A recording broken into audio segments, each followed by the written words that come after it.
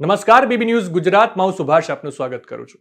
રાજકોટના વિંછિયા પંથકમાં ટોળા અને પોલીસ વચ્ચે થયેલા ઘર્ષણનો મુદ્દો હાલ ખૂબ જ ચર્ચામાં છે, જેમાં વિંછિયા તાલુકાના થોરિયાળી ગામે થોડા દિવસ પહેલા જમીન દબાણની ફરિયાદ કરનાર ઘનશ્યામ રાજપરાની હત્યા કરી દેવામાં આવી હતી। આ મામલે પોલીસે 6 આરોપીઓની ધરપકડ કરી હતી અને તેઓને ઘટના સ્થળ પર રીકન્સ્ટ્રક્શન માટે લઈ જવામાં આવ્યા હતા। ત્યારે આરોપીના રીકન્સ્ટ્રક્શન દરમિયાન સ્થાનિકોનું પોલીસ સાથે ઘર્ષણ થયું અને ઉશ્કેરાયેલા ટોળાએ પોલીસ પર પથ્થરમારો કરી જીવલેણ હુમલો કર્યો હતો। આ મામલે વિંછિયા પોલીસે વિડીયોના આધારે તપાસ હાથ ધરી કોળી સમાજના 84 લોકો સામે ફરિયાદ નોંધી હતી, જેમાંથી 50થી વધુ લોકોની ધરપકડ કરવામાં આવી હતી। ત્યારે કોળી સમાજના વિરોધને લઈને આરોપીઓને જામીન તો મળી ગયા છે, પરંતુ તેમના પર કરવામાં આવેલા કેસ હજી પાછા ખેંચવામાં આવ્યા નથી, જેથી આ મામલે કોળી સમાજના લોકોમાં ભારે રોષ વ્યાપ્યો છે। ત્યારે વિધાનસભા ખાતે આમ આદમી પાર્ટીના બોટાદના ધારાસભ્ય ઉમેશ મકવાણાએ આવા અન્ય બીજા ગંભીર મુદ્દા પર પોતાની વાત રજૂ કરતા જણાવ્યું હતું કે આજે મેં મુખ્યમંત્રી ભૂપેન્દ્રભાઈ પટેલને પત્ર લખીને મહત્વપૂર્ણ મુદ્દા પર પોતાની વાત રજૂ કરી છે।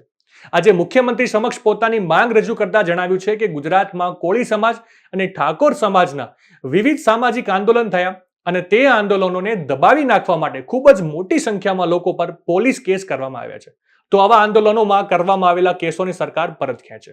આ સમગ્ર બાબતે શું કહી રહ્યા છે ધારાસભ્ય ઉમેશ મકવાણા, વિગતે સાંભળીએ।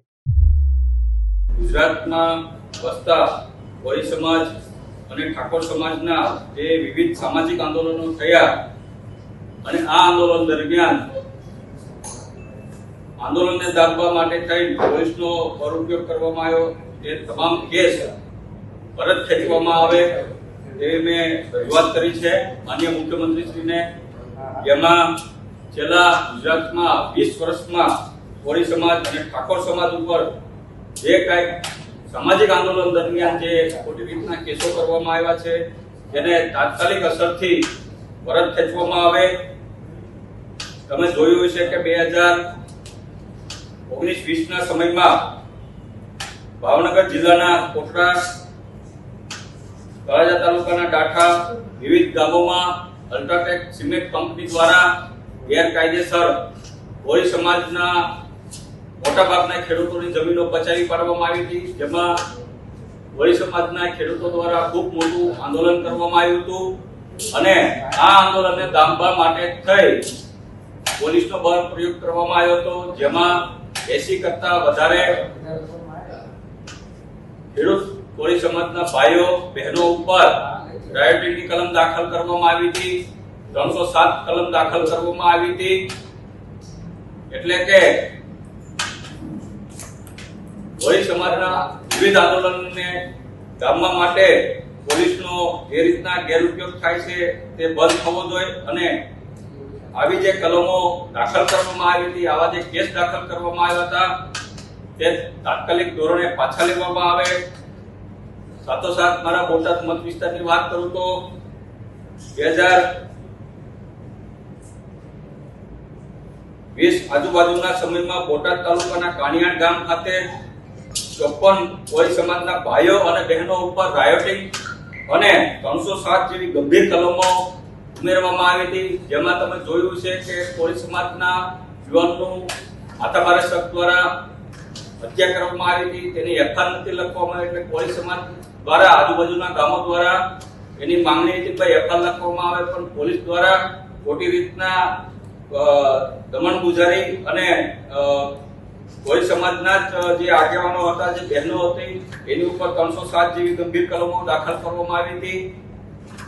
તમે તાજેતરમાં જ જોયું છે કે ભાઈ વિંછિયા તાલુકા જે છે તેમાં કોળી સમાજના જે યુવાન છે ઘનશ્યામભાઈ રાજપરાની અસામાજિક તત્વ દ્વારા, માથાભારે તત્વ દ્વારા હત્યા કરવામાં આવી હતી। ત્યાર પછી તમે જોયું છે કે એના ન્યાય માટે કોળી સમાજના વિવિધ આગેવાનો દ્વારા પોલીસને રજૂઆત કરવામાં આવી હતી કે ભાઈ આની તમે ગુનો નોંધો, સાથોસાથ આરોપીની તાત્કાલિક ધરપકડ કરો અને આરોપીનું રીકન્સ્ટ્રક્શન કરો, આવી કોળી સમાજની માંગણી હતી। પણ આમાં પણ તમે જોયું છે કે કોળી સમાજની જ્યારે એકત્રિત થયો ત્યારે અસામાજિક તત્વો દ્વારા પથ્થરમારો પોલીસ દ્વારા કરવામાં આવ્યો અને આનો ભોગ ખરેખર પોલીસ સમાજના યુવાનોને બનાવી દીધો છે।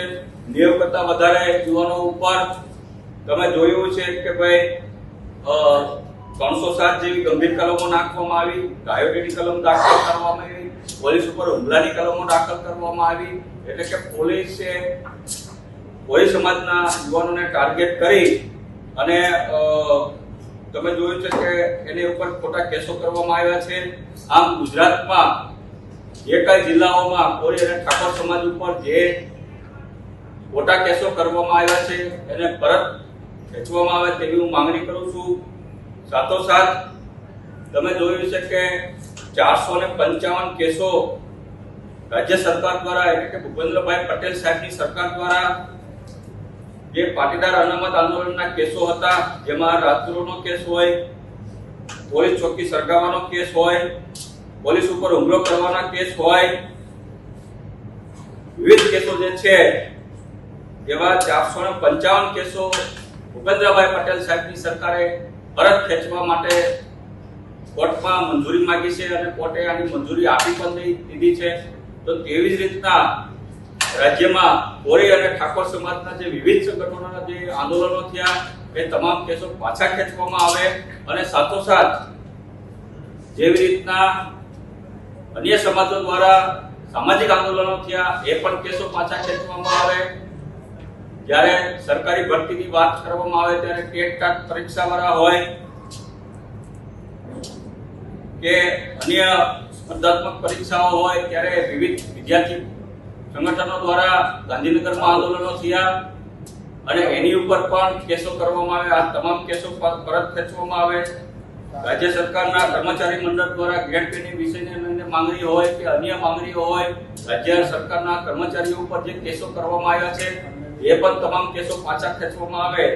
તો આજે આપ જોઈ શકો છો કે મેં માનનીય ભૂપેન્દ્રભાઈ પટેલ પાસે એક પત્ર લખી અને આજે લેખિત મૌખિક માંગણી કરી છે કે ભાઈ રાજ્યમાં જેવી રીતના પાટીદાર સમાજના 455 જેટલા કેસો જે કરવામાં આવ્યા હતા રાજ્ય સરકાર દ્વારા જે પરત ખેંચવામાં આવ્યા છે તેવા તમામ એવા પ્રકારના કેસો કોળી સમાજ, ઠાકોર સમાજ, અન્ય સમાજના અને વિદ્યાર્થીઓ ઉપર કરેલા કેસો તમામ પાછા ખેંચવામાં આવે. નવા સમાચાર નવી અપડેટ સાથે ફરી મળીશું. ત્યાં સુધી મને રજા આપશો. નમસ્કાર.